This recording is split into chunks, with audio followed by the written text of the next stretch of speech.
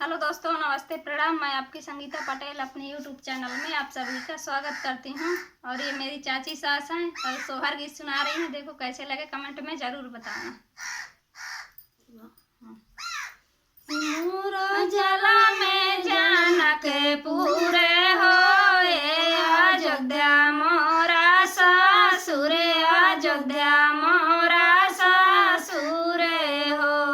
मोरा जला में जानक पूरे होए, अयोध्या मोरा ससुर, अयोध्या मोरा ससुर हो।